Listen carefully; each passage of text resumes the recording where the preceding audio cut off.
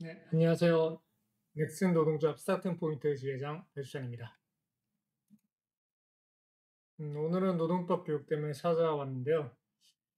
사실 노동법 교육이 일부러 찾아 들을 정도로 쉽거나 재밌진 않죠. 그래서 저는 이게 우리나라 전체에서도 그 의무 교육이 돼야 된다고 생각하고 여기에 대해서는 많은 분들이 좀 공감을 해주시는데 이번은 게임업계 최초로 회사로부터 조합원 교육 시간으로 공식 인정받게 되었습니다. 그리고 이거는 뭐 노무사나 변호사를 찾아서 뭐 이런 교육이 필요하다 이렇게 해가지고 만든 게 아니고요. 그냥 개발자들이 모여서 스스로 이런 교육이 필요하구나 이런 게 좀 알려줘야겠다 싶어가지고 우리들 스스로 한번 만들어 본 거예요. 그래서 좀 기존까지랑은 내용이 좀 많이 다를 거예요. 자, 노동법 교육의 최대 난점이 이게 두 가지더라고요. 모르는 것을 넘어서 잘못하는 것들이 너무 많아요. 조합원만 파업할 수 있다. 파업 중에는 임금이 나오지 않는다. 뭐 이런 기초적인 것들에 대해서 저희가 사실 매번 알려드리긴 하는데 그럼에도 불구하고 조합원이 사실 신규 가입을 하시는 분들도 있고 아니면은 좀 알려드렸지만 그동안 매번 관심이 없으신 분들도 있고 그래서 제대로 된 교육을 통해서 좀 체계화가 필요하겠다 생각이 많이 했었죠. 사실 다른 지식 분야에서는 잊게 되더라도 잘못 기억하는 일이 별로 없거든요. 그러니까 뭐 근해 공식 같은 경우는 잊었으면 잊은 거지 이걸 잘못 나중에 이거였어라고 잘못 쓰진 않아요. 보통의 경우. 근데 노동 상식 같은 경우는 사회 경험에서 잘못된 경험이 축적되는 일이 좀 많습니다. 그러니까 노동자의 권리를 모르는 경우 그리고 뭐 일상적으로 진행되는 거라고 해서 이거 사실 내 권리 아니야라고 착각하는 경우도 있어요. 그래서 업계마다 뭘 모르는지, 뭘 잘못 아는지 전부 다릅니다. 그래서 이 업계에서는 정말 교육 전문가를 가서 모시고 초빙해서 교육을 들어봤더니, 좀 우리랑 안 맞는데? 이런 생각도 들 때도 좀 있었고요. 그래서 처음부터 한번 다시 만들어 본 거예요. 선진국에서는 노동법 교육을 어릴 때부터 하는 이유가 바로 이거죠. 내가 포맷된 아주 청순한 상태에서 이거를 노동법을 집어넣어야 사회 경험에서 오염이 안 되는 거예요. 그래서 오늘의 주제는 이겁니다. 노동상식을 한번 디버깅해 보자. 오늘 이것만 하다 끝낼 겁니다. 그러니까 다른 걸 디테일하게 다 파지 못할 거고요. 왜냐면은 뭐 노동상권으로 보통 시작하는데 이것만 해도 전 10시간 할 자신이 있거든요. 네, 이런 교육 시간 모자라니까 잘못된 상식을 지우는 것부터 한번 시작을 해보자. 이렇게 해보려고요. 자, 이것부터 시작해보죠. 당연해 보이는 말들이 있어요. 노동법은 노동자를 보호하는 법이다. 너무나 당연해 보이는데 아닙니다. 노사 양측 각자의 권리와 의무를 모두 포함하는 거예요. 그러니까 노동자는 이걸 해야 되라는 의무도 많이 있습니다. 반대로 이제 그 사업주 뭐 대표이사 보통은 공식 용어는 사용자라고 표현을 합니다. 근데 이게 사용자가 유저 뭐 이런 식으로 들리니까 이럴 때는 보통 사장님이라 할까요? 노동자와 사장님 이렇게 양측 모두를 다 포괄한 거예요. 노동부는 노동자를 보호하는 곳이다. 이렇게 알고 계신 분들도 많지만 이것도 아닙니다. 노사 양측이 가진 증거를 확인하는 곳이에요. 이제 가가지고 무조건 노동자가 너무 억울한 일이 있어서 이 억울함을 들어주는 것이 아니라 그렇게 억울하다면 증거가 있는가, 녹취가 있는가 이런 것들이 없으면은 오히려 사장님 쪽의 편을 들어주는 뭐 그런 곳이라고 보시면 됩니다. 네, 그리고 노동법을 알아두면 쓸모가 있다. 뭐 이러니까 교육을 하는 거 아니겠어라고 생각하시는 분들이 많은데 사실 그렇다고 보기는 힘듭니다. 솔직히 가성비 안 나요. 왜냐면 노동법이라는 범죄 조치가 엄청나게 많은데 이 노동법이 필요한 순간은 뭔가 부당함에 부딪혔을 때잖아요. 근데 이 포인트 하나를 위해서 이 모든 것들을 배우기에는 사실 시간이 너무 많이 들어가요. 개인을 위해서는 사실 노동법 교육이 그렇게 필요가 절실하거나 그러진 않습니다. 그럼 도대체 교육을 왜 하는가? 그러니까 목적이 다른 거예요. 개인을 위해서가 아니에요, 사실. 노동법 교육은. 노동의 상식화라고 있는데 이거는 사회 전체를 바꾸는 겁니다. 상식화가 가진 대표적인 실제 사례가 있죠. 그러니까 알바몬이라고 여기서 CF를 하나 내는데 벌스데이 해리가 나왔습니다. 해리가 나와서 최저임금 그를 말하고 초과 수당에 대해서 말하고 이런 것들을 알렸어요. 이런 것들을 CF를 보고 처음 아신 분들이 굉장히 많았습니다. 그래서 뭐 굉장히 사업주들이 따지기도 하고 뭐 이런 그리고 고용노동부에서 표창도 하고 이 일이 일어나고 나서 한국의 실제 임금체불 빈도가 달라졌습니다. 그러니까 이게 굉장히 상식과가 가진 힘이죠. 이 이후로 해리는 알바 열사라고 불리기도 했어요. 야담이지만 저는 민주노총이 이런 방식을 취해야 한다고 생각해요. 좀 더 사람들에게 쉽게 다가갈 수 있고 뭐 저는 필요하다면 아이유나 방탄소년단을 섭외해서라도 이런 광고를 찍어야 된다고 생각합니다. 참고로 전국 집회 한 번 안 하면은 TV 광고 한 번을 할 수 있다고 하네요. 그리고 디테일하게 좀 더 들어가 보면은 노동자는 회사의 광고 사실 거부할 수 있다. 이건 이제 예전부터 노조 만들었을 때부터 저희가 조합원들한테 알리고 업계 전체 알리면서 조금씩 퍼진 거죠. 네, 맞습니다. 이제는 거부할 수 있게 됐고 이제 아예 거부할 수 있으니까 회사가 권고사직을 제한하지 않기도 하는 일이 있죠. 그리고 노동자는 회사 요직 발령을 거부할 수 있다. 이거는 좀 잘못 알고 계신 분들이 좀 있습니다. 거부 못하면 직무가 유지가 된다면은 거부를 못하는 게 맞아요. 근데 그러니까 A팀에서 B팀으로 회사가 생각했을 때 너는 B팀에 가서 일하는 게 더 필요해, 절실해. 이렇게 해가지고 이동하는 게 부당하다고 찾아오시는 분들이 있어요. 근데 사실 이거는 회사에서 할 수 있는 일입니다. 이거는 큰 불이익이 아니라고 노동법에서 판단하기 때문이에요. 그럼 이런 건 어떨까요? 노동자는 다른 법인으로의 발령을 거부할 수 있다. 이거는 맞습니다. 거부할 수 있습니다. 이 법인이 사실상 근로조건이 모두 다 똑같다고 해도 본사랑 뭐 자회사랑 똑같다고 해도 이거는 거부할 수 있어요. 법인이 다르다는 건 사실 조건이 법인의 안정성이라든가 이런 것도 있기 때문에 완전히 다르다고 보는 거. 이거는 거부할 수 있습니다. 조직이동 신청 우리가 자주 하죠. A팀에서 일하다가도 B팀의 프로젝트가 더 마음에 드는 것 같아서 혹은 B팀의 좀 조건이 마음에 드는 것 같아서 저 팀으로 내가 이동 신청을 면담을 하고서 좀 면접을 보기도 하죠. 이거는 언제라도 할 수 있는 노동자의 정당한 권리 아니냐 이렇게 생각하시는 분들이 있습니다.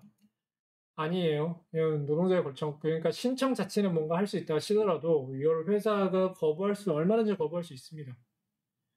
어, 그렇죠. 뭐 이거를 해왔던 거는 관례라고 보는 거지 노동자의 권리라고 볼 수는 없어요. 이제 일방적 근로조건 악화는 위법이다. 그러니까 최근에 몇몇 회사에서 복지라든가 이런 거에 대폭 축소된 적이 있었죠. 그러면 이런 것들은 위법이냐? 사실 계약서 없으면 대부분 적법할 때가 많습니다. 노조가 없으면 그렇죠. 그러니까 노조가 있으면은 단체 협약을 써가지고 그 계약서를 통해서 그런 조건들을 명시해 놓는 경우가 있습니다. 그러면은 그런 것들이 악화됐을 때 그거는 위법이 맞지만 노조가 없는 경우에 대해서는 대부분 그걸 위법이라 할 수 없어요. 그리고 내가 부당함에 대해서 많은 분들이 취했을 때 이거를 구글 내용을 요즘 많이 검색을 해보시죠. 네이버 지식이라든가 뭐 다음이라든가 근데 거기에서 얻은 블로그, 노무사 블로그 이런 것도 있잖아요. 그런 글에서 얻은 지식을 과연 어디까지 신뢰할 수 있을까요? 인생의 페널티를 감수할 정도는 아니라고 생각합니다. 그럴 일 있으면 꼭 노무사를 찾아가세요. 그러니까 노무사 블로그를 보고 신뢰가 가더라도 그 노무사 찾아보고 꼭 상담을 하시는 게 훨씬 더 맞습니다. 그러니까 상담을 하다 보면은 이제 인터넷에서는 찾을 수 없는 어떤 디테일한 정보들이 확인이 돼요. 그래서 그렇습니다. 반드시 찾아가세요. 그렇다면 노무사를 무조건 신뢰할 수 있느냐라고 한다면은 저는 그러니까 마비노의 퍼거스죠. 수리 확률 90%. 이 사람이라고 생각하시길 권장드립니다. 그러니까 무조건 믿을 수 있는 건 아니에요. 왜냐면은 제가 노무사를 여럿 만나보면서 크로스 체크를 하고기도 하고 자문 노무사를 두기도 하고 하는데 그 사람들이 말을 모두 다를 때가 있어요. 그 게임으로 예시를 하나 들어볼게요. 롤에서 챔피언의 상승 관계에 대해서 티어마다 이게 갈릴 때가 있어요. 브론즈 티어에서는 이 챔프가 유리한데 1대1로 이제 막 챌린저 티어에서는 다른 챔프가 훨씬 논태게팅 챔프가 훨씬 유리해지고 이런 게 있죠. 이게 회사와 노모사의 경험에 따라서 어디까지 할 수 있느냐가 서로 달라지기 때문에 그 상황에 따라서 매번 다른 결론이 나오기도 하는 거예요. 사전 결론이. 그러니까 모든 선택은 결국엔 본인의 책임이다. 이걸 명심하셔야 됩니다. 한국의 노동법은 강한 편이다. 뭐 이렇게 알고 계시는 분이 많습니다. 과연 그게 진실일까요? 뭐 이건 주관적이라고 봐야겠죠. 어찌 보면. 근데 저는 약한 편이라고 봅니다. 선동 아니냐, 뭐 이렇게 말씀해 볼 수도 있습니다. 해고가 이렇게 어려운 나라가 또 어디 있느냐. 근데 해고 말고 뭐 다른 게 있나 싶은데 저는 일단 노동법은 근로기준법이랑 다른 거예요. 근로기준법을 노동법을 다 다른 말로 알고 계신 분들도 있는데 최소 20개 이상 법률이랑 민형사 판례 그리고 행정규정 그리고 다 따져봐서 이걸 모두 노동법이라고 하는 겁니다. 규범까지 다 포함이에요. 노동법 범주에 생각보다 엄청나게 넓습니다. 자, 그리고 이 노동의 주요 논제들이 다 노동법 안에 포함되는 건데 해고는 뭐 어려운 편에 속하죠. 이것도 다양하게 봐야 되겠지만 뭐 징계 해고가 실제로 쉽냐 어렵냐 뭐 그리고 저항할 수 있느냐 없느냐 이건 또 따지면 한참 걸려가지고 빼고요. 이제 확실한 것만 따져보자. 임금체불 우리나라에서 굉장히 쉬운 편입니다 사실. 임금체불 창립 불법 아니에요라고 하시지만 임금체불을 했을 때 처벌을 그러니까 다른 나라에서는 몇 배에 대한 벌금까지 해야 저는 그게 정말 임금체불이 어렵다고 생각해요. 근데 우리나라에서는 임금체불이 된 만큼만 딱 토해내게 되죠. 그래서 해보고 보는 것도 많아요. 그러니까 이미지 타격을 걱정하지 않는 회사들은 되게 스타트업 이런 데서는 임금체불 쉽게 일어나는 거죠. 이게 일어나지 않는 것만 해도 좋은 회사라고 말하는 사람들이 있을 정도예요. 스타트업에서 일하시다가 오신 분들은. 그다음에 산재 이거는 어, 사람이 죽거나 했을 때 엄청난 처벌이 있다거나 벌금이 있다거나 이러지 않습니다. 그러니까 이것도 산재를 다른 나라에서는 여러 가지 방식으로 해결을 합니다. 그러니까 형사 쪽에서 강하게 처벌하는 곳에서는 이거를 거의 사람이 죽었을 때 살인자 수준으로 처벌을 하고 그 사업주를 처벌을 하고요. 민사 쪽에서 강하게 처벌하는 곳은 이거는 징벌적 손죄로 인해서 그 유족들에게 수십억을 배상하게 한다거나 이런 식으로 그 판례를 만들기도 하죠. 근데 우리나라는 둘 중 무엇도 아니에요. 산재 자체로 인정받는 케이스조차도 희귀해요. 굉장히 어렵죠. 그다음에 과로 문제. 우리나라 과로로 굉장히 유명하죠. 근로시간도 어마어마하고. 이거를 그래서 근로시간에 드디어 52시간 제한이 생겼다는 것만으로 아, 우리나라 너무 팍팍한 거 아니냐. 다른 나라는 없는데. 이거는 전후관계가 잘못된 거예요. 근로시간이 너무 많기 때문에 이걸 제한을 있어야 된다고 해가지고 만든 거죠. 우리나라는 포괄임금제도 아직 이제 공공에 이렇게 유지되고 있고. X는 폐지를 해가지고 이제 워라밸이 어느 정도 생기고 있지만 다른 이제 회사는 그렇지 않은 곳이 대부분이고요. 그리고 최저임금 같은 경우는 이것도 노동법의 일부예요. 최저임금도. 근데 최저임금이 단순히 그 정말 최저의 임금을 보호하는 수준이 아니라 이게 높으면은 다양한 측면에서 유리한 게 생겨요. 그래서 어떤 거에 영향을 미치느냐 직장 내 괴롭힘에도 영향을 미치나 전혀 상관없어 보이는데 이 직장에서 내가 일하고 있다가 그러니까 최저임금으로 다른 곳에서 생활이 유지될 수 있는 다른 좋은 일자리가 많다라고 하면은 그냥 내가 거기서 일하지 뭐라고 생각하고 그냥 그 직장 내 괴롭힘을 감수하지 않고 떠나기도 하고 그러면은 그거를 직장에서 이런 괴롭힘이 더 이상 있으면 안 되겠구나라고 생각해서 알아서 그 자정작용을 하기도 하죠. 그러니까 노동법이라는 게 전체적으로 연결돼 있어요. 모성보호도 노동법 중에 하나예요. 그러니까 일과 이제 육아, 출산 이런 것들이 병행이 돼야 되는데 이런 것들이 병행이 되지 않으면 반대로 일하는 것도 점점 힘들어지기 때문에 이것도 다 노동법이고 휴가 다 마찬가지입니다. 이런 것도 전부 노동법이에요. 근데 모든 나라에서 노동법에서 공통적으로 따지는 게 있어요. 이 왼쪽에 있는 것들이 다 개인이 해결할 수 없는 순간들이 온다는 거예요. 부당함에 처했을 때 과연 내가 저항할 수 있는가? 혹은 부당함이 아니더라도 이것들은 결국 최저 수준만 해놓기 때문에 그 최저 수준 이상으로 노동자가 정당한 권리를 되찾기 위해서는 반드시 단체 힘이 필요하다. 그래서 노동조합법을 만들고 우리나라 헌법에서 노동상권이라고 만들어 놓은 거예요. 이 노동상권이 무엇인지는 나중에 한번 설명드리도록 할게요. 이것도 한 10시간짜리예요. 너무 힘듭니다, 소득법이. 한국은 노조하기 좋은 나라다 이런 말들 많죠. 언론에서 너무 이렇게 말하는 강성 노조 너무 심한 거 아니냐 라고 하는데 정말 우리나라가 노조하기 쉬운다면 우리는 왜 힘들까요? 그리고 게임업계에서 왜 그동안 노조가 안 만들어졌고 저는 언론 인터뷰를 할 때마다 탄압이 없었느냐 이런 말을 듣는 거고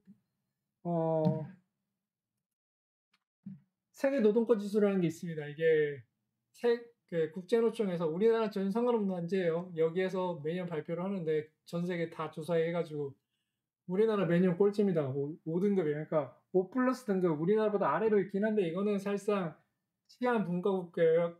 치안이 붕괴된 국가예요. 내전이라든가 마약이라든가 다른 나라를 존재한다든가 뭐 이런 나라들이라서 이건 사실 고려 대상이 아니고 이런 나라 빼면은 사실상 나라가 유지되는 곳에서 우리나라 최하위입니다.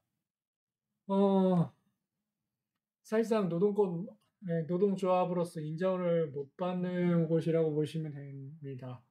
보장받는 게 없어. 노동자한테 있다고 해서 이걸로 무조건 이거 보장해줘야 되는 게 별로 없는 편이에요, 솔직히. 이거 이런 말 게 저 노조를 만들 때 가장 두려운 거는 경험 부족과 회사의 탄압이다. 실제로 두려웠던 건 맞아요. 만들고 나니까 중요한 건 아니더라고요. 그러니까 회사가 뭐 탄압하거나 IT 쪽에서는 뭐 이런 일 없다고 보시면 되고요. 경험 부족은 두려웠긴 했는데 뭐 이게 실제로 경험 부족으로 인해서 뭐 힘들었던 것보다 다른 게 뭐 힘들었던 게 훨씬 많았죠. 그리고 회사의 탄압 부분은 다른 업계에서는 실제로 아직도 존재해 우리나라에서 엄청 많이 존재합니다. 이제야 밝히는 썰, 뭐 넥슨 노조 설립 포기할 뻔했던 썰이 하나 뭐 설명을 드리자면은 뭐 회사 탄압 문제 아니에요. 이게 정반대 문제라고 보이는데 그 어처구니 없게도 설립 선언문을 쓰다가 그거를 제가 처음에 쓰다가 너무 못 쓰겠는 거예요. 시연어문 하다가 사람의 말로 뭔가 쓰려고 하다 보니까 그래서 이거를 다른 사람한테도 부탁해 볼까 했더니 그 사람들도 전부 이게 마침 모였을 때 전부 프로그래머였어요. 참 노조 만들 때 쓸모없는 사람들이더라고요. 글을 못 쓰니까 글을 쓰는 걸로 시작해야 되는데 그래서 전부 이거를 글을 못 써가지고 와 이거를 어떻게 할까라고 하다가 의지가 약해져서 그때 도와주시던 화사원분들한테 저희는 아직 준비가 안 된 것 같습니다. 다음에 한번 다시 그 사람을 모아서 시도해보는 건 어떨까요? 라고 말씀을 드리니까 그분께서 이런 말씀을 했어요. 2018년 그때 그 9월이었죠. 9월에 노조가 하나 더 준비 중이다. 그 노조가 먼저가 준비가 되면 그쪽에서 먼저 나갈 거다. 거기 보고 한번 되면 하는 거 보고 그 다음으로 후속을 생각해 볼 수 있겠다. 라는 말씀을 해주셨어요. 그때 저희가 든 생각이 무슨 회사인지 말을 안 해줬는데 근처 회사라고 하니까 무조건 NC소프트다. NC소프트 말고는 노조 만들 데가 없다. 그래서 그때부터 갑자기 자존심이 상하는 거예요. 우리가 NC한테 노조 1등을 뺏길 순 없지라고 생각을 하면서 크런치 모드에 돌입했어요. 노조 크런치. 그러니까 글을 하루 만에 다 쓰고요. 홈페이지 만들고 카카오 채널 만들고 그다음에 조직도 짜고 일주일 안에 다 만들었어요. NC에게 노조 일정을 뺏길 수 없다는 이유로 그것도 일자도 그쪽에서 9월에서 한다고 그러면 우리는 9월에서 가장 빠른 평일 9월 3일 그러니까 1일이 휴일이었어요. 그래서 9월 3일에 하자. 그래서 9월 3일로 설립이 저희가 된 거예요. 알고 보니까 나중에 NC가 아니었다라는 사실을 알게 됐는데 뭐 이런 그때 당시에는 좀 밝히기 좀 힘든 에피소드는 지금은 좀 쉽게 말씀드릴 수 있겠네요. 노조의 동료에게는 분노가 필요하다 이렇게 알고 계신 분들이 많은데 실제는 좀 반대입니다. 분노가 별로 필요 없어요. 실제 애사심이 가장 중요합니다. 그러니까 어지간한 분노는 다 있어요. 회사에 보면 사회생활 하다 보면 어떻게 화가 없습니까? 근데 애사심이 있어야 노조를 만들 수 있고요. 그리고 반대로 반대는 아니죠. 비슷한 예로 노조 가입도 애사심으로 합니다. 애사심이 없는 분들, 그러니까 난 이 회사 떠날 거예요. 별로 희망이 없는 것 같아요라고 말씀하시는 분들은 가입 요청 안 하세요. 이 사람들은 설득이 안 됩니다. 제일 설득이 안 되는 분들이에요. 오히려 좀 무서우면서도 그래도 이 회사는 마음에 드는데라고 하시는 분들은 설득이 돼요. 어떻게든 돼요. 근데 애사심이 없는 분들은 어떠한 방식으로도 설득이 안 됩니다. 뭐 이런 소문도 그렇고 제가 제보도 많이 받았는데 기자들한테도 듣고 어느 회사에 페이퍼 노조가 있다더라. 심지어 넥슨에 있었다더라. 그래서 그냥 알고 보면 다 근로대표거나 그냥 도시 괴담입니다. 이런 일 없었어요. 거의 장담할 수 있습니다. 없었습니다. 확실해요.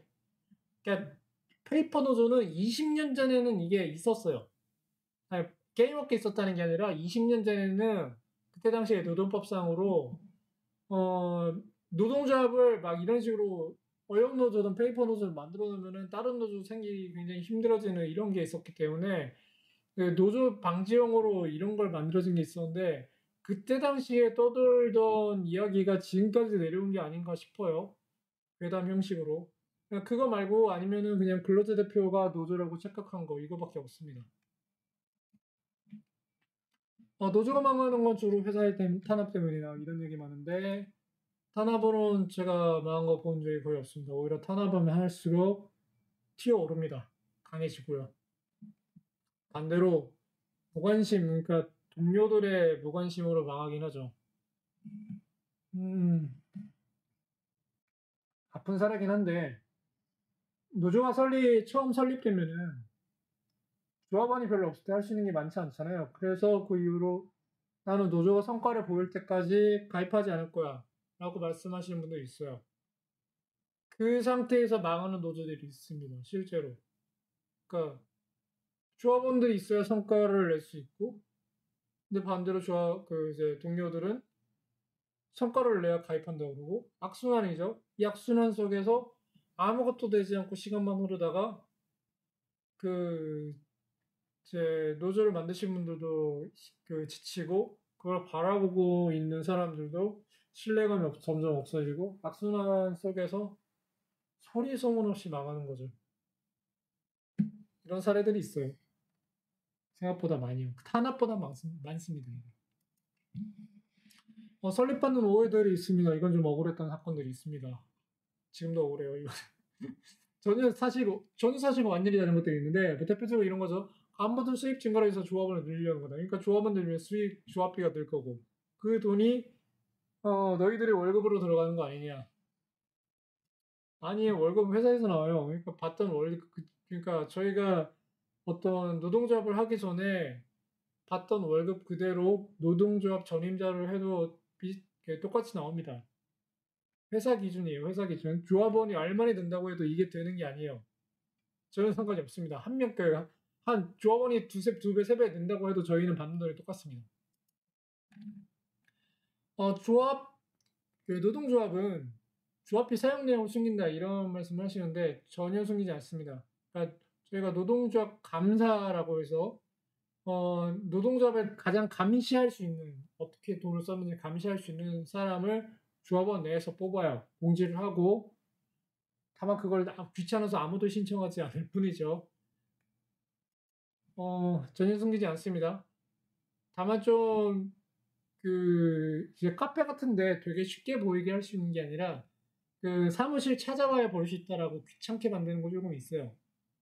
그 귀찮게 만드는 이유 중에 하나는 이걸 실제로 공개했던 노동조합에서 어떤 일들이 일어났냐면 평상시에 이거를 노동조합이 제대로 쓰이는지 감시하겠어 이런 목적으로 사람들이 이거를 찾아보고 이런 게 아니라 노동조합이 마음에 안 드는 방향으로 나아갈 때, 그러니까 내가 마음에, 그러니까 완전히 잘못된 방향으로 나갔다는 게 내가 마음에 안 드는 방향으로 나갈 때, 그때 조합비를 가지고 따지는 거예요. 그러니까 평상시에 따지는 거는 이제 문제 없는 거죠. 근데 그때 뭔가 딴지로 생작으로 이제 조합비를 하는 거는 좀 그러니까 그래서 조금 귀찮게 만드는 거예요. 근데 숨기는 건 아니다, 솔직히. 언제든지 찾아서도 되고, 아니면은 찾아오시는 건 이상으로 저희가 업무 시간도 지원해 드립니다. 하루 정도의 업무 시간을 지원해 드리는데 이걸로 감사 역할을 할 수 있다. 라는 말씀 드립니다. 그리고 조합원으로 가입하게 되면 집회나 쟁의 등의 의무가 있는 거 아니냐라고 말씀도 없어요. 근데 이런 오해가 있는 거는 실제로 이런 노동조합이 있기 때문인데 이 노동조합은 좀 안 좋은 노동조합이냐 아니에요. 이런 규칙 있는 노동조합은요. 이 규칙을 만들 때 조합원의 동의를 받아서 이 규칙을 만든 노동조합들이에요. 그러니까 이게 결국에는 다 동의를 얻은 거죠, 조합원에. 선후 관계가 조금 다 다를 뿐이지 모든 거는 다 이제 조합원의 동의를 얻어야 가능합니다. 저희가 집회했을 때도 동원을 하거나 무조건 이제 의무여라고 말씀드린 게 아니라 다 자발적인 의지로 참여하신 거죠. 좀 독려를 한 건 있지만. 그리고 가입에 비해 탈퇴를 까다롭게 한다라는 이런 의심을 하시는 분들이 있는데 쉬워요. 좀 괜히 알려줬나 싶기도 한데 쉽습니다. 사실 이유만 알려주세요. 이유만. 탈퇴하는. 대부분은 사실 이직 때문이시긴 한데 가끔 이제 노동조합이 마음에 안 듭니다 라고 말씀하시는 분들이 있어요. 왜 마음에 안 드는지 이유라도 알아야 저희가 개선을 하니까 그래서 좀 알려줬으면 합니다. 그리고 조합 비중의 일부가 귀족노조 임금으로 올라간다라고 주장하시는 분들이 있습니다. 일단 저는 귀족노조라는 표현 자체는 동의하지 않아요. 근데 이런 표현으로 공격을 하시는 분들이 있으니까 이 표현 그대로 썼어요. 일단 조합비가 그쪽으로 안 갑니다. 이렇게 말씀하시는 귀족노조들은 그러니까 저희의 상급단체나 민주노총이 아니라 옆쪽 사이드 쪽이에요. 옆에 있는 노조들이에요. 이 노조들, 그러니까 조합비는 옆으로는 안 가요. 위쪽으로만 가요. 그래서 반대로 그쪽에서 굉장히 돈을 잘 벌고 그만큼 조합비를 많이 내는 곳에서도 그 조합비가 우리 노조로 안 오는 거고 반대 경우도 마찬가지고 수평적으로는 서로 조합비가 이동하지 않는다라고 생각하시면 되고요. 위쪽으로만 올라갑니다. 그러면 그 위쪽으로 올라가는 것도 싫다. 그 사람들의 월급을 올라가는 거 아니냐 하면은 월급 올라가지 않고요. 역시 사람을 더 뽑을 수는 있겠네요.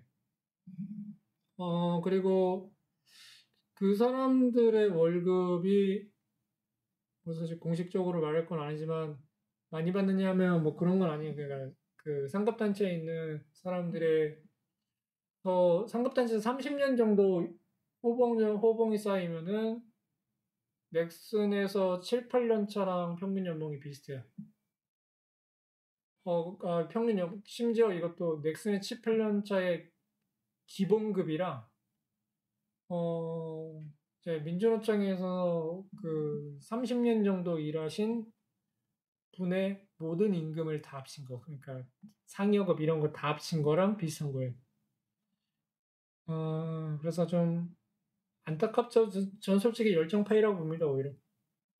되게 노동 시간이나 이런 거면 열심히 일하시는 분들이 있는데, 민주노총에 대해서는 뭐 저는 안타까운 것도 있고 되게 적극적으로 깔려는 거 있고 한데 나중에 이건 집중적으로 한번 조합적으로 다뤄보죠. 상급단체로부터 지령을 받나 이건 전혀 없습니다. 진짜 말도 안 되는 거고 있다고 하더라도 제가 거부할게요. 여러 번 약속을 했습니다. 전혀 없습니다. 그리고 정말 솔직하게 노동조합의 한계에 대해서도 알아보려고 해요. 왜냐면은 한계를 알아야 극복도 가능한데 한계를 숨기려고 하면 저는 그 한계에 갇힌다고 생각을 해요. 그래서 노동조합은 이런 거 좀 힘들어요. 이런 거 말하고 근데 힘든데 자 우리 조합원들이랑 같이 이겨내 봅시다라고 솔직하게 말해보려고 말씀드리려는 거예요. IT 노조는 제조업에 비해서 가입률이 낮다라는 말이 있습니다. 이거는 의외로 사실이 아닙니다. 진짜예요. 그러니까 제조업이 우리가 알고 있는 제조업은 다 유명한 제조업밖에 없으니까 거기 가입률이 엄청 높아 보이죠. 근데 그런 유명한 제조업 말고 낮은 가입률이 제조업 낮은 것도 많아요. 거기에도 다 케바케고 거기도 공장 단위로 막 나눠져 있고 하면은 우리도 제 팀마다 어느 팀은 굉장히 높고 어느 팀은 굉장히 낮고 하는 것처럼 다른 제조업도 어느 공장은 굉장히 높고 어느 공장은 굉장히 낮고 이렇게 돼 있어요. 다 인맥 위주로 이렇게 돌아가기 때문에 그렇습니다.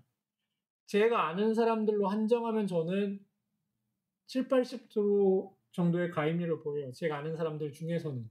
근데 다 저를 알고 신뢰하는 거 아니니까 넥슨의 사람들이 그냥 다 인맥 위주로 이렇게 돌아가서 가입률이 높은 것도 있고 낮은 것도 한 거죠.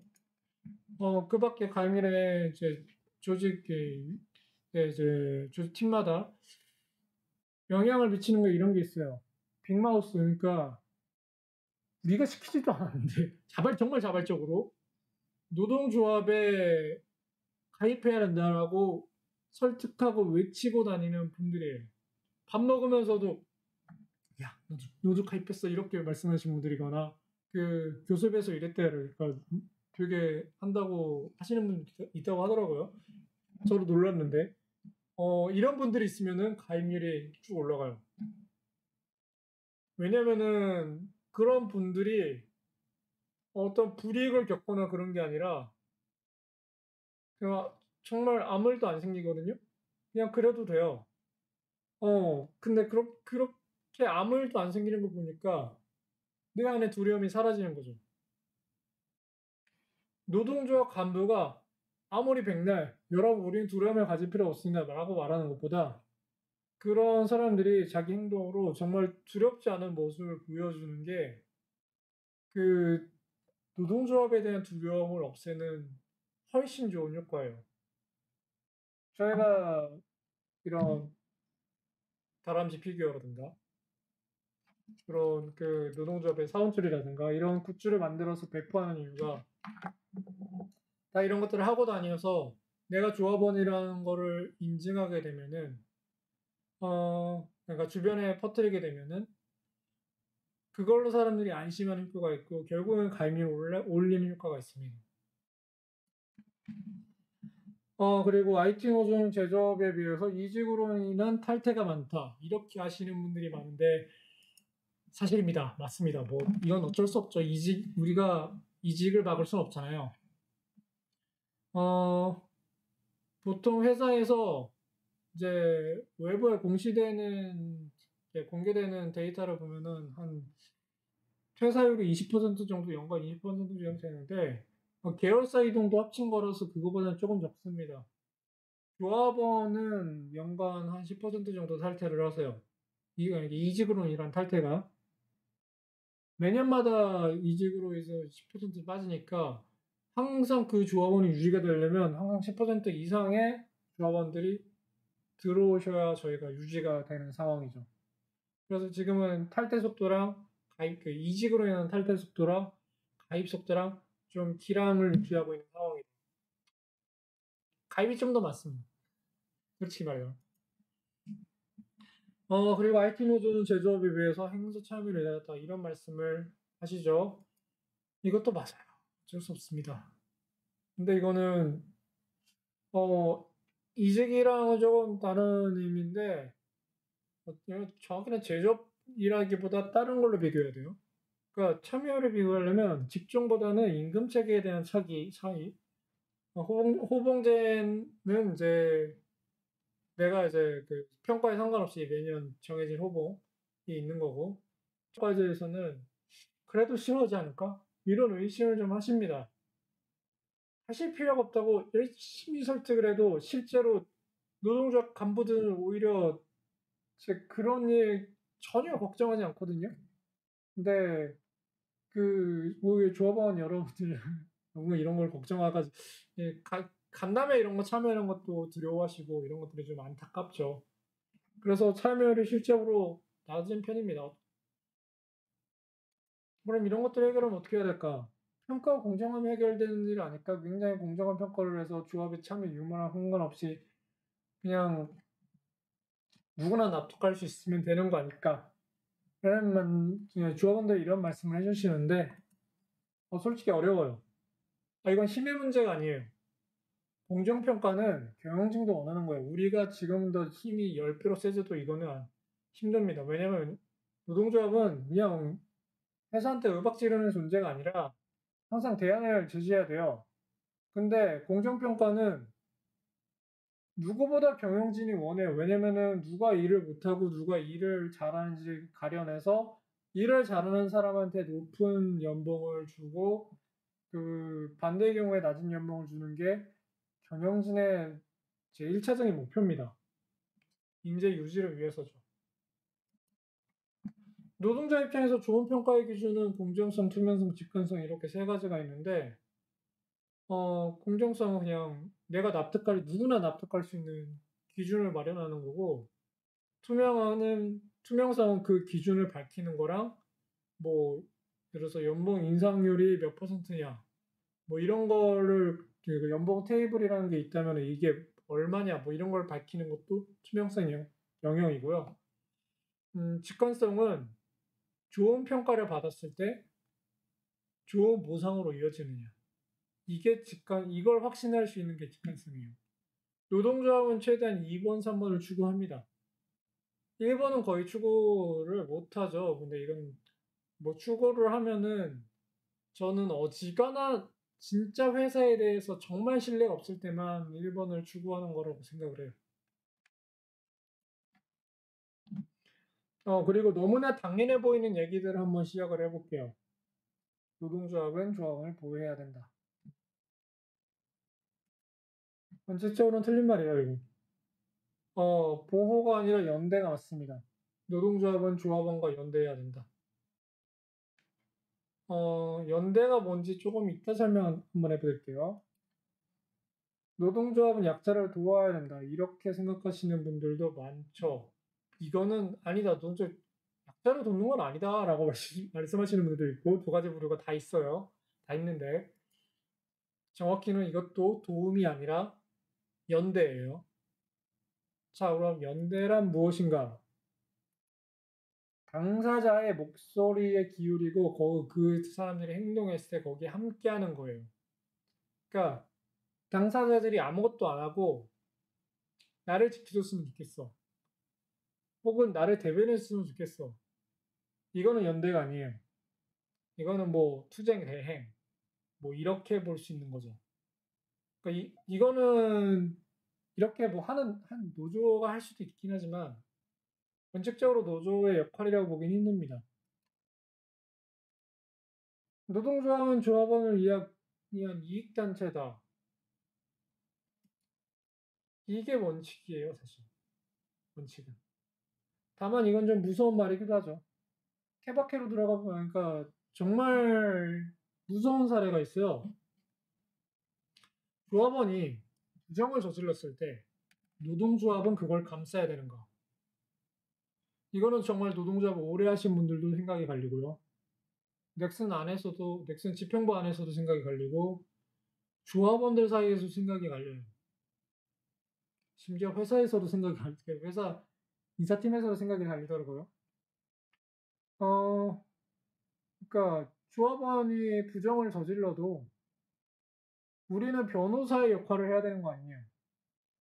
그러니까 어떻게든 조합원에 대해서 신의를 다하고 최대한 그 징계를 덜 먹도록 노력해야 되는 거 아니냐라고 주장하는 이익단체니까 주장하시는 분들도 있고 어떻게 그 원칙 다 지키냐.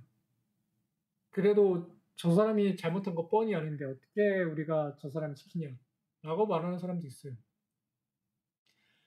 이건 정답이 없는 문제라고 생각을 해요. 지금까지 이런 사건들에 몇 번 있었죠. 공개적으로 뭐 밝혀지진 않았는데 여러 가지 이유로 인해서 늘 원칙대로 행동했는가라고 하면은 아니라고 답하겠습니다. 원칙이었던 적도 있고 원칙이 아니었던 적도 있고 그때 상황에 따라서 저 스스로 그리고 집행부의 의견을 모아서 최선이라고 생각했던 결론을 내렸어요. 비판의 대상이 될 수 있겠죠. 지금 조합원은 비조합원에 대해서 더 희생하는 거 아니냐 이렇게 말씀하시는 분들도 있어요. 쟁의를 하게 돼도 조합원만 하게 되고 그리고 지금도 조합비는 조합원만 내니까요.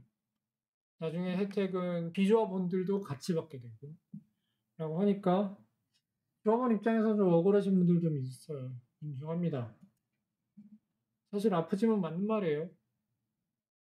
뭐 희생이라고 하면 희생이죠. 우리가 여러 가지 서비스를 제공해 드리고 있긴 하지만 그러니까 법률 지원이라든가 그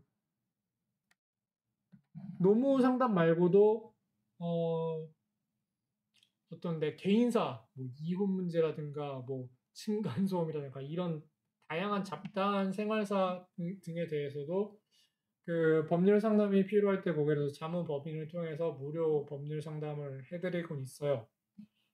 그리고 상담을 통해서 저희가 더 자세한 팁을 드리기도 하고 하지만 뭐 그게 크게 엄청난 조합비만큼의 엄청난 도움이 하면은 뭐 그렇게 생각하는 사람도 있고 아닌 사람도 있고 이거는 제가 설득이 되는 문제는 아니라고 생각해요. 저는 개인적으로 아프지만 맞는 말이라고 생각합니다. 하지만 그럼에도 불구하고 저는 지회장님을 나중에 그만두게 돼도 무조건 조합은 가입을 할 거예요. 왜냐면은 그냥 반드시 저한테 돌아올 거라고 믿기 때문이거든요. 그리고 조합원을 만약에 내가 단순히 이 조합비가 아까워서 탈퇴를 하게 되면 언젠가는 그게 나중에 페널티로 다가올 거라고 생각해요. 조합원의 신분을 유지하고 조합원이 더 많아져야 결국에는 조합의 힘이 세지고 이게 전체 이익으로 돌아오겠죠. 결국 윈윈 게임이냐, 로스트 게임이냐. 그래서 저는 윈윈 게임을 선택하고 싶은 거고요. 노동조합은 조합을 위한 모든 것을 요구할 수 있다. 가끔 이 강력한 요구를 해야 된다. 그냥 노동선진국에서 막 휴가가 30일이고라든가 다양한 요구들의 예시를 가져와 이게 완전히 없는 사례가 아니다. 이런 요구도 할 수 있어야 된다라고 말씀하시는 분들도 있어요. 연구를 하시고 그런 말씀을 하시는 분들이죠. 오히려 그런 분들은 맞는 말이에요. 다만 책임이 뒤따를 뿐이죠. 그리고 그 책임은 사실 개인의 생각에서 그칠 게 아니라 우리 모두의 책임으로 뒤따르는 거고요. 이 책임이 뭐냐면은 요구가 거부당했을 때 함께 싸울 각오예요. 말하자면 쟁의죠. 쟁의란 건 뭐냐면요. 조합원과 함께 회사에 타격을 주는. 그러니까 저 혼자 뭐 1인 시위를 해가지고 하는 뭐 그런 거는 쟁의가 아니에요. 조합원이랑 함께 하는 거예요. 거의 모든 조합원들이랑. 그런 대부분의 행위를 쟁의라고 합니다. 대표적으로 파업이 있는 거고요. 여기에 대해서는 좀 더 자세한 설명이 필요한데 한 2시간 코스 됩니다. 이것도 좀 오래 걸릴 거라서 이번에 여기까지만 할게요. 근데 이 쟁의 안 하고 교섭을 어떻게든 잘 타협을 해가지고 싸우면 되지 않느냐라는 분들도 계시지만 쟁의가 기반이 되지 않았을 때 설득력 있을까요? 회사 상대로? 회사한테 결국 설득력을 가지려면 우리의 요구가 거부당했을 때 우리의 행동이 뒤따라야 돼요. 그래야 그 요구를 무시하지 않게 되죠. 이거는 반드시 싸워야 돼. 이게 아니라, 반대로 싸우기 싫으면 요구를 낮추는 것도 방법이에요. 이거는 뭐 사람마다 성향의 문제고, 저는 조합원들은 싸우지 않겠다라는 요구도 조합원들이 할 수 있어야 한다고 생각을 합니다. 간담회때도 여러 번 말씀드려요. 네 번마다. 싸우는, 얻기 위해 싸워야 된다라는 것도 조합원의 선택이고, 싸우기 싫으니까 얻는 걸 포기하자는 것도 조합원의 선택이어야 된다고요. 둘 중 하나의 선택. 노동계에서도 노동조합 비판하는 표현이 좀 있어요. 자판기 노조. 이게 뭐냐면요. 자판기에 돈을 넣으면 상품이 나오잖아요. 이런 것처럼 돈을 넣으니까, 그러니까 조합비를 내니까 당연히 집행부들이 이거를 그 단협을 통해서 임금 같은 거를 더 올려와야 되지 않느냐. 어떤 투쟁 없이. 이런 거를 그 자판기 노조라고 표현합니다.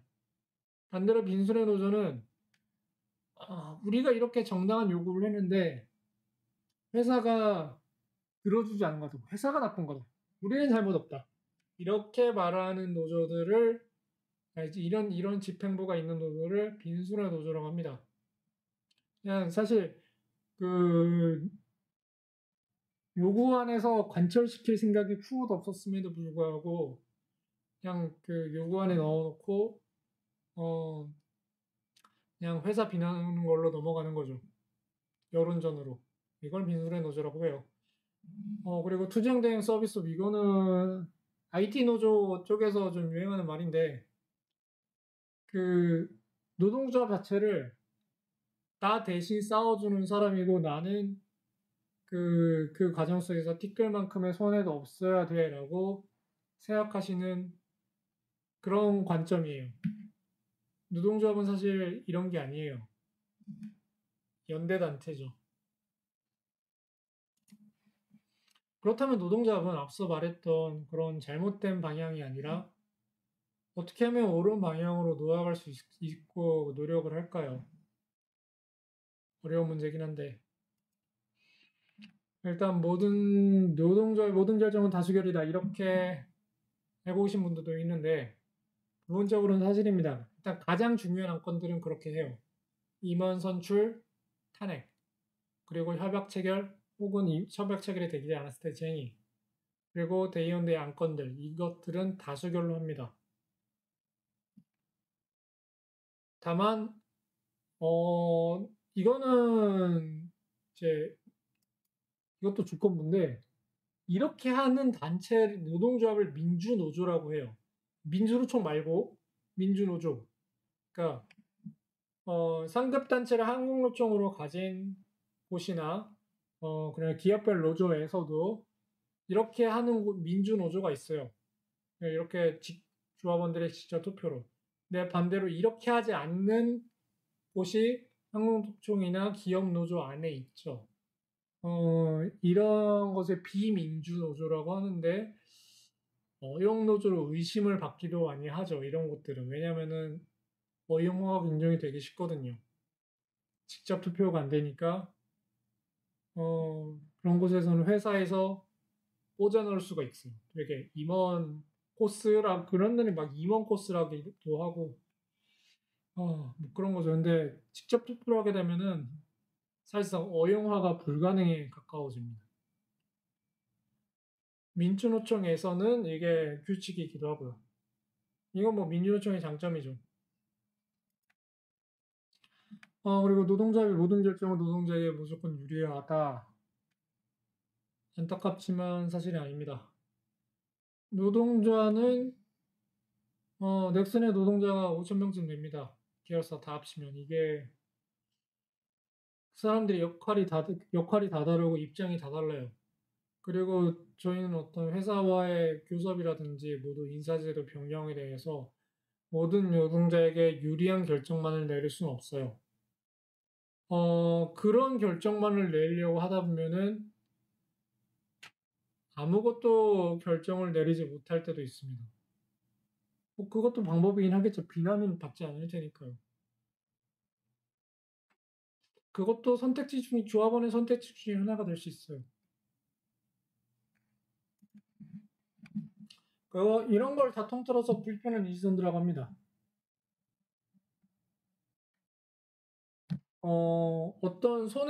누군가는 손해보는 변혁이냐, 그리고 그거 반대로, 그리고 아무것도 변하지 않는 거냐. 이것도 불편한 이지선다고. 그리고, 음, 정말 조합원 다수의, 입장만을 할 거냐. 아니면은, 뭐, 조합에 가입할 수 없는 사람들을 위해서도 뭔가 처우 개선을 할 거냐. 반대로 그 사람들을 위한 처우 개선을 할 거냐라고 하면 우리가 손해보는 것도 있어야겠죠. 그러니까 불편한 일이 선다고. 이것도 다 선택해야 할 때가 있습니다. 이거는 집행부의 결정이긴 하지만 조합은 스스로 결정이기도 해요. 대표적으로 의무 배치가 있죠. 의무 배치는 조합원 설명회가 72%가 나왔어요. 그러니까 의무 배치라는 거는 우리가 전환 배치에 대해서 결과적으로 한 3개월 정도 해보고 그럼에도 불구하고 실패를 했을 때 어느 팀에 강제로 꽂아 넣을 수 있는 거예요. 꽂아 넣는 거는 당연히 인사팀한테 결정 권한이 있는 거고 모든 회사가 그렇듯이 그냥 결국 다른 회사처럼 고용 안정이 되고 있는 다른 회사처럼 하자는 거예요. 근데 이 안건에 대해서 뭐 결국은 부작용이 있지 않겠느냐라는 의견의 반대가 28% 정도 나왔고 찬성이 훨씬 더 많이 나오긴 했지만 결국 철회를 했습니다. 왜 찬성이 많은데 철수를 했냐면 이 안건은 반대를 무릅쓰고 그러니까 소수의 반대를 무릅쓰고 진행할 수 있는 안건이 아니에요. 저는 반대를 무릅쓰려면은 찬성이 90%를 넘어야 된다고 생각합니다. 왜냐면 면접을 실제로 지나면 조직장들을 설득해야 되고 회사 역시 직원들을 설득해야 되고 많은 설득이 필요해요. 결국은 이번엔 철회를 했고요. 그렇다고 이거는 포기한 건 아니에요. 저는 이거를 제가 노동조합 임원으로 있는 한은 계속 추진할 겁니다. 노동조합의 잘못된 선택에 대해서 가끔 항의를 하시면서 탈퇴하시는 분들이 있어요. 아니에요. 사실 이거는 항의가 되지 않습니다. 정확히 말하자면은 저희는 그 다음부터 그런 목소리에 대해서 들을 여지가 없어지기 때문에 비저변의 목소리 듣는 건 한계가 있으니까 그 다음부터 그런 말들을 무시하게 돼요. 자연스럽게 그렇게 돼요.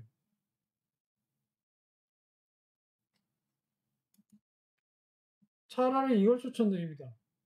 노동자가 뭔가 마음에 안 드는 방향이 있다면 대의원 출마를 하시거나 아니면 사무실 방문해서 따지시거나 단톡방이나 카페에서 공론화를 해가지고 토론을 하는 것도 방법입니다. 다른 이제 그러면은 저희가 그럴수록 더 피곤해하는 것들을 저희는 오히려 더 추천드리는 거예요.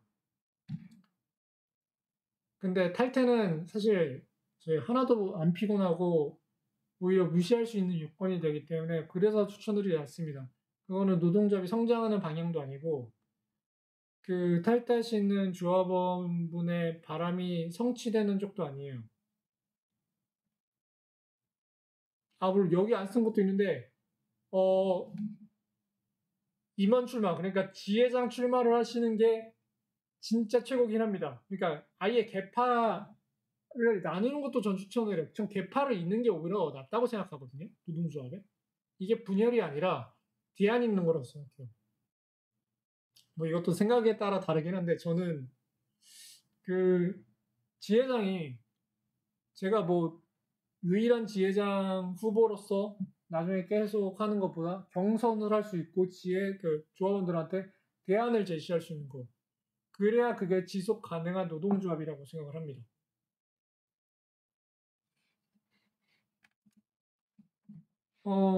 가끔 이런 말씀을 고맙게도 하시는 분들이 있습니다.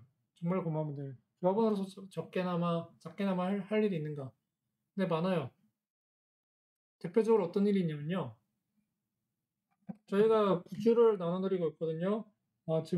지금 입고 있는 옷이라든가, 이런 피규어라든가, 선줄 있죠. 이런 거를 항상 보이는 곳에 놔두거나 입고 다니거나 하는 거예요. 내가 조합원임을 드러내는 거. 이게 가장 작게 할 수 있는 일이고, 그 다음은 주변 동료들을 설득하는 거예요. 설득하고 노동조합의 이슈를 꺼내는 거예요. 밥 먹으면서 그냥 이번에 뭐 요거 봤어? 이번에 좀 불만이던데 이런 얘기도 괜찮아요. 왜 그거밖에 안 했지? 더 불러야 되는 거 아니야? 얼마나 다 좋습니다. 그냥 노동조합의 이슈화 자체가 조합원을 늘립니다. 불만조차 늘려요. 노동조합에 대한 불만조차 조합원을 늘려요. 왜냐면은 그런 걸 사석에서 꺼내고 공석에서 꺼내는 게 노동조합은 우리 일상이구나. 우리가 회사에 정당하게 관여할 수 있는 권한이구나, 권리구나라는 걸 깨닫게 만들거든요. 전 그래서 비판도 정말 감사합니다. 침묵보다 오히려 비판이 좋아요. 진심입니다. 끝으로 늘 그렇듯 코로나 조심하시고 행복한 연말 보내시고 마지막으로 드리고 싶은 말씀이 있다면 저희는 앞으로도 노동조합의 허와실에 대해서 최대한 솔직하게 말씀드리려고 해요. 그 이유가 저는 게임업계 노동자들의 똑똑해서 뭔가 선동하려고 해도 안 통한다고 생각하거든요. 오히려 진짜 부족한 게 있으면 사실대로 말하고 진실성을 보여주는 게 더 믿고 가입할 수 있게 만들고 성장하고 그리고 다른 데서도 노조를 만들어지는 계기가 되지 않을까 그런 생각을 합니다. 그리고 마지막으로 한 가지 더 부탁드리고 싶은 게 있습니다. 이 영상을 퍼뜨려주세요. 모든 분들에게 게임업계 모든 노동자들한테 알려주시고 그리고 게임업계 노동조합을 내가 만들까 말까 지금 고민하시는 분들 혹은 만들고 싶은데 나 말고 다른 사람 없을까라고 생각하시는 분들도 좋아요. 연락을 해주세요. 제가 뭐 매칭이라도 해드리든 어떤 방법을 써서라도 도와드릴 테니까 정말 언제든지 연락해 주시기 바랍니다. 네, 지금까지 시청해주셔서 감사하고요. 오늘의 교육 영상 여기까지입니다. 감사합니다.